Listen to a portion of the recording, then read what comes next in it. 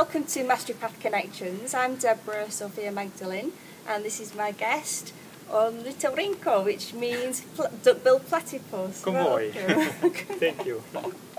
Yeah, and that greeting, convoy conte, is something that you use in Damanhur? Yes, it's a traditional way to greet each other, connecting through the spirit. It's a way to share.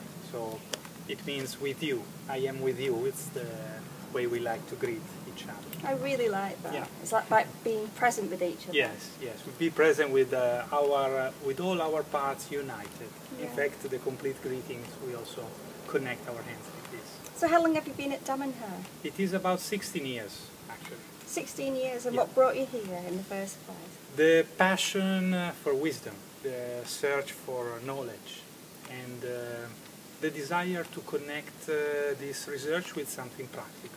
Mm-hmm. Basically, I remember when I saw the first images of the temple that was just opening around that time. It was very impressive for me, and I say, wow, that's something that talks to my heart. Yeah. I want to see that from next. So next that I decide to become involved totally with that experience. And did you move here straight away as soon as you came to Damanhur? You never left? Well, no, no, it's not like that. Usually on the first period it was like coming and going, just participating in some aspect, studying, and in the meantime I was still having activities in Milano, and so I was coming and going, and then I decided to start a serious training as a new citizen in 94, 95. Yeah. Now I know at Damanhur you have different paths that you can choose, so what path are you on? I am actually part of the pathway of the Oracle, which is one pathway that started by the research of a group of women. So it's a very feminine path about ritualism and divination. It's a ritual path with many aspects related to the magical side of Damanhur.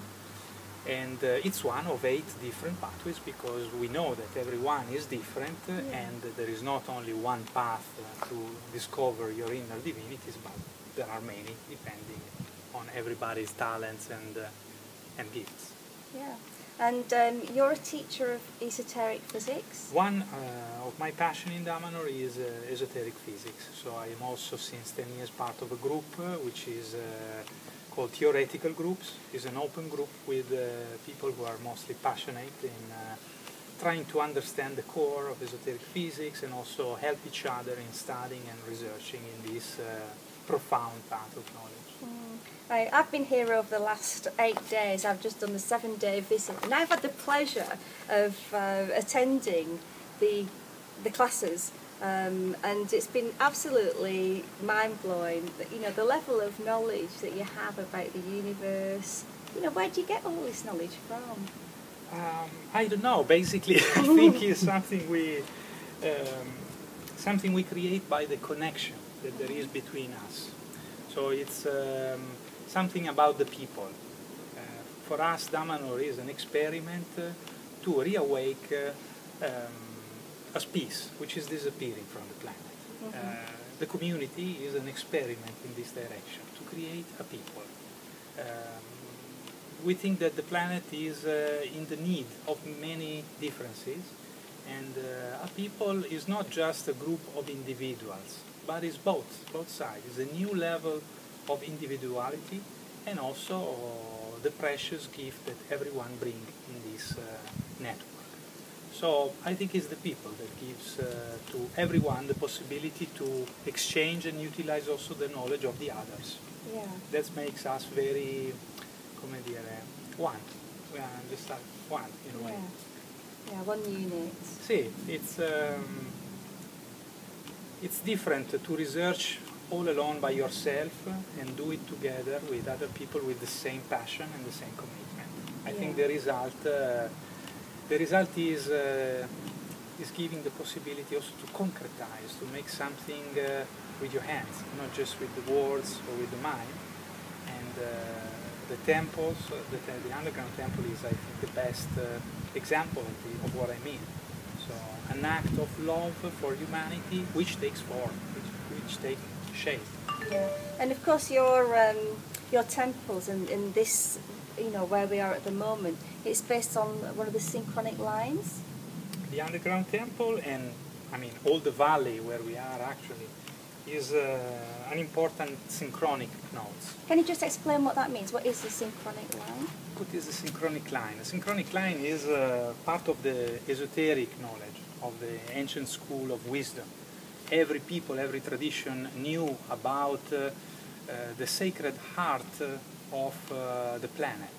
So the places where alive energies are passing by. And many temples and people have set up their villages or their temples in the place where the lines are passing by. Damanhur was researching in this field since the 70s, and traveling all around the world, we recompose this knowledge. We completed the map that was already divided between the different traditions around the planet.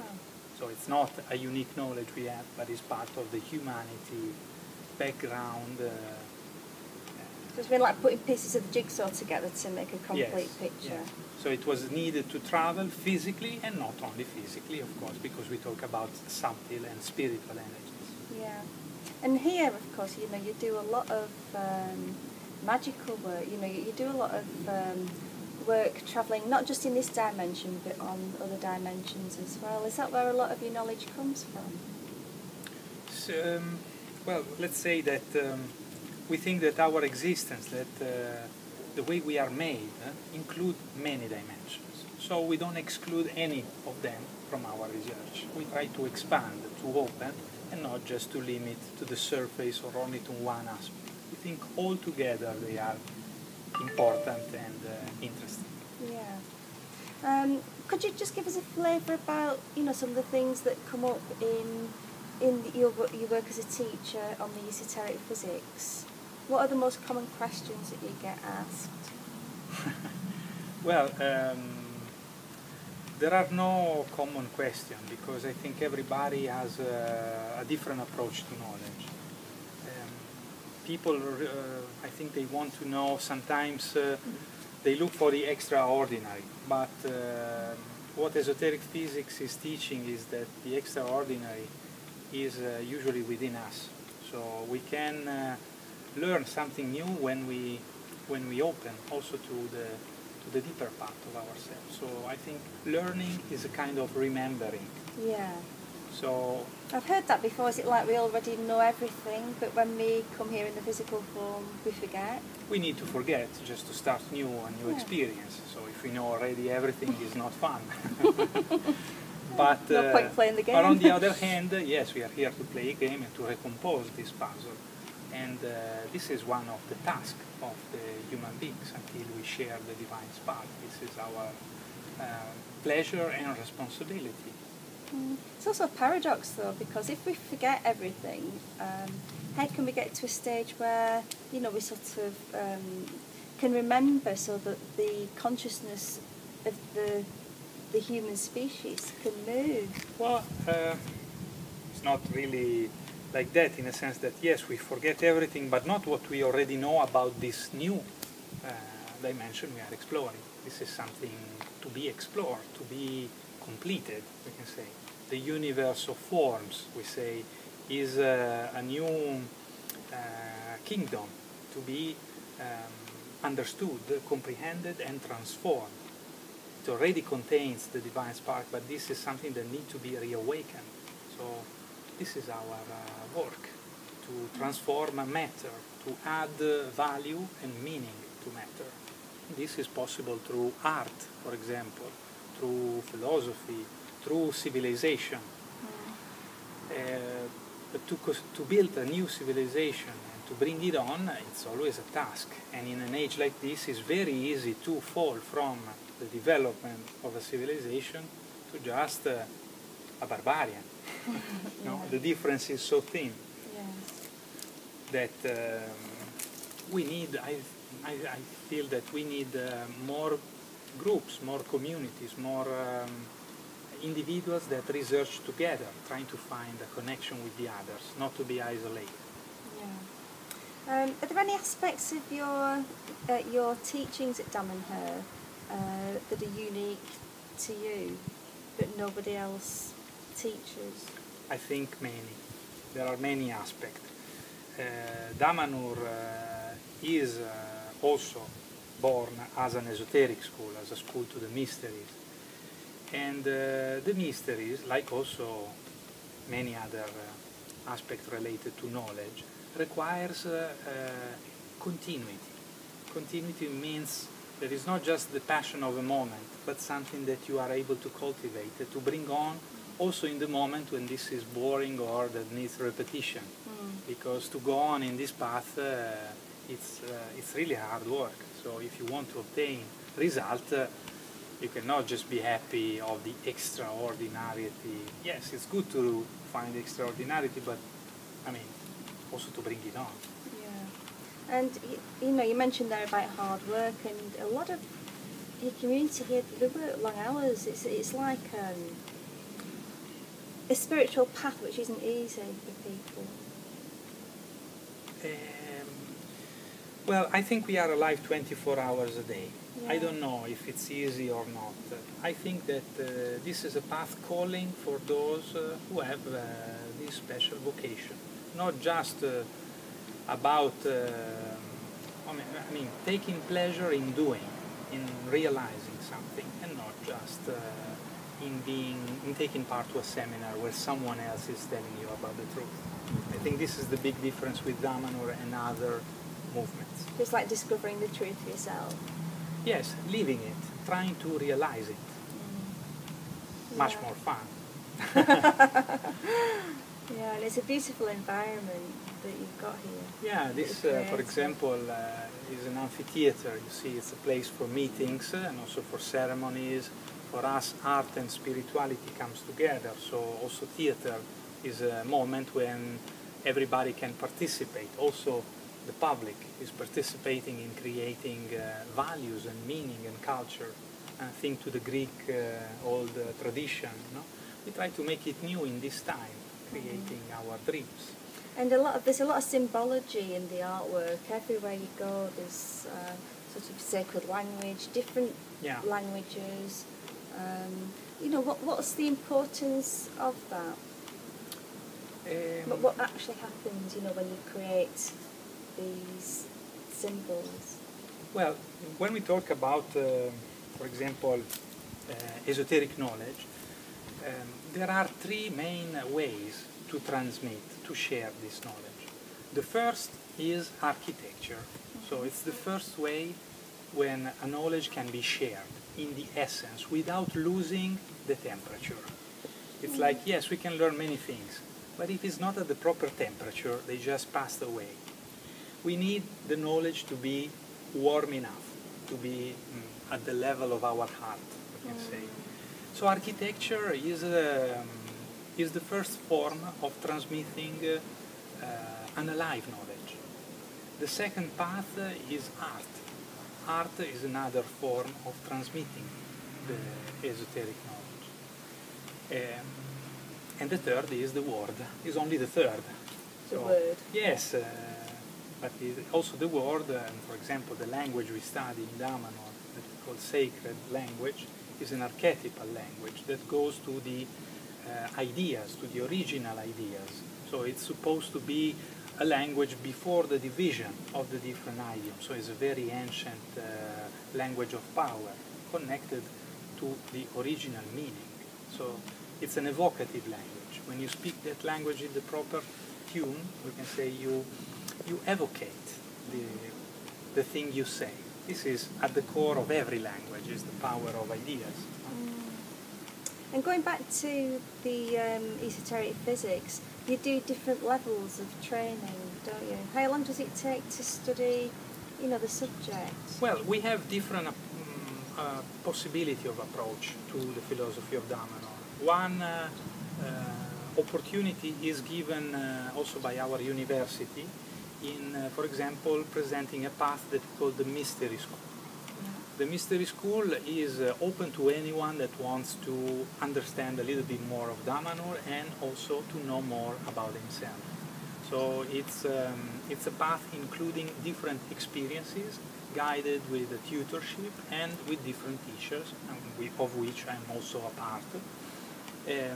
So it goes really in the core of those aspects. I can say after the Mystery School, people can have a background of experience enough to understand better what Damanhur is about, and also some more elements for themselves.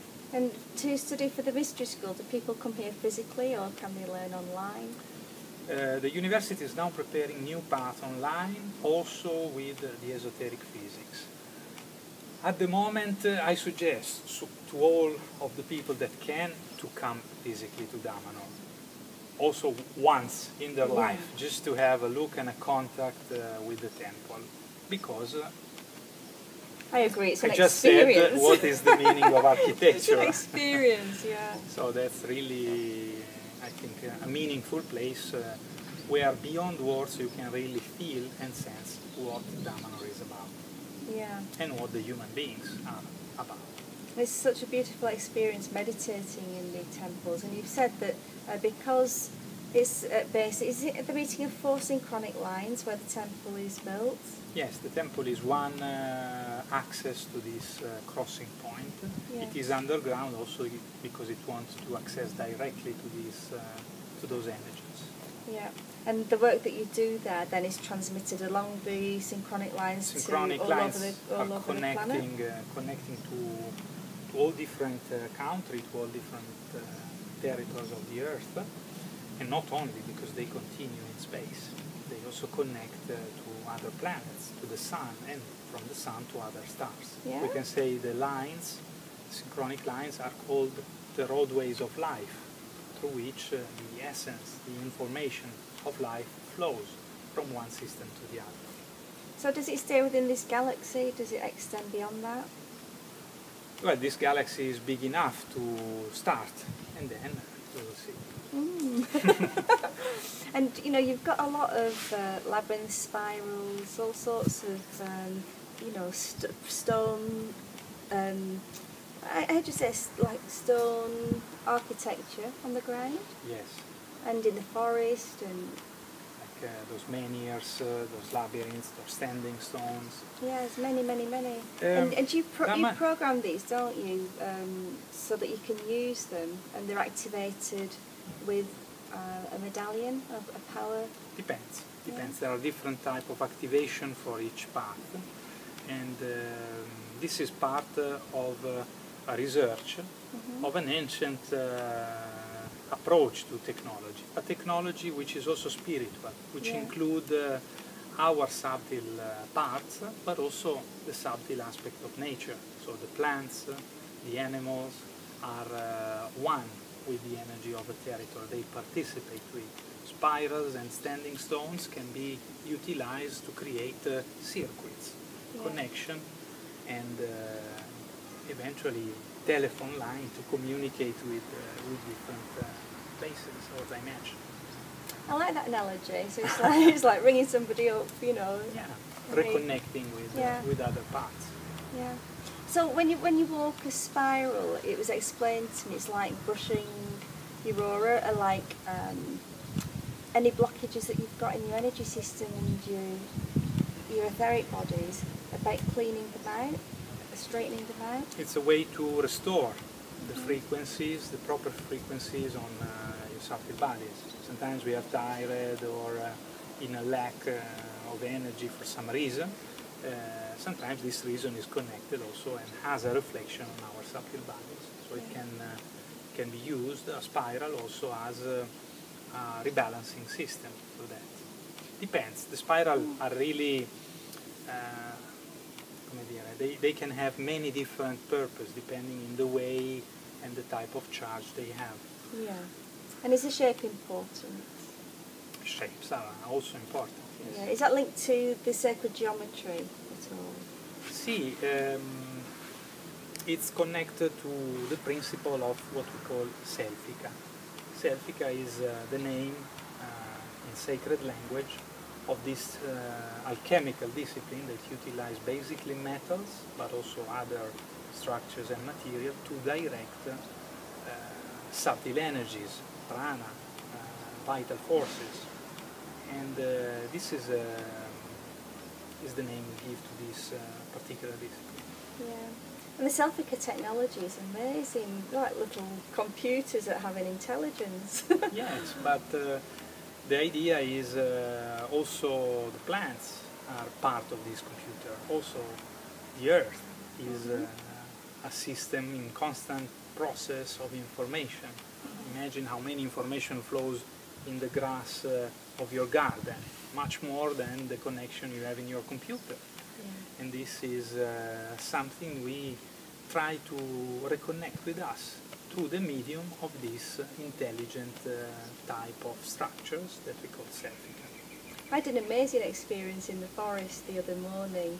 We've got the technology which enables the plants to communicate and sing, and it's just an extraordinary experience being able to hear the plants communicating. There is a group that make a research in the field of communication with the plants since the 70s, with many funny adventures, from trying to connect a plant on the wheel of a little car, electric car, in order to see if the plant was able with its impulse to drive the car out from the shade towards the light sun.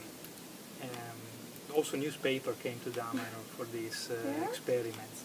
Then we made another type of experience, increasing the capacity of communication with plants, to expand our sensitivity, basically, to recognize how life is vast, and sometimes without the limits that we give to it with our mind.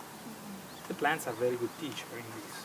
They are very patient to listen to ourselves. And in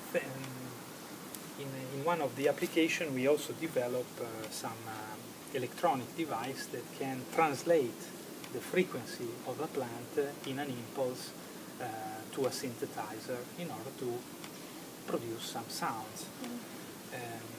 And we noticed that the plants, after were trained in this, were much more faster in learning and eventually sharing this information with other plants. And so we start to create concerts with the music of the plants and also with human musicians together. So if you eventually participate to the next autumn equinox, as you arrive in the circle for the celebration, there is usually this alive music where some of the trees of the place are connected to play. That's create beautiful. A very special atmosphere, because they react also to your emotion, to your feelings, and there is a paratelepathic communication. Yeah. And I think a lot of gardeners I know in the UK, they talk to the plants, and of course it's a very good habit. It's a very good habit, and it works. It does, yeah. And it's also explained to me that the trees are like antennae that send information from this planet to the cosmos. See, we can see the trees are kind of hair of the planet, and they are very sensitive, and they transmit the information about the state of life, the quality of life of the planet as a living being. And this happens on a rhythm, which for our planet is the rhythm of the sun, and the rhythm of the season. The equinoxes and the solstice moment are the beat through which the pulsation of this information flows through the line out from our system and connecting with other systems. We think the universe is a kind of, living, intelligent being in development, in evolution. Yeah. And we would like to be part of it.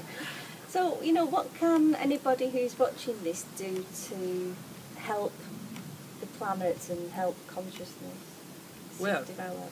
In our philosophy, the answer is always practical, starting from yourself, starting from your way of life, starting from your garden, But also sometimes reconnecting with the others. Sometimes we live in places where next to us there are many others, but there is no communication, no connection. Let's try to do something together, something which is useful for the community, for the collectivity, taking a little responsibility for the place where we live, for example. So I think this is enough interesting, and also being self-sufficient if this is possible. Yeah. And it's about getting back to community living. I think that's an important aspect of your philosophy here at Damanhur, about sharing.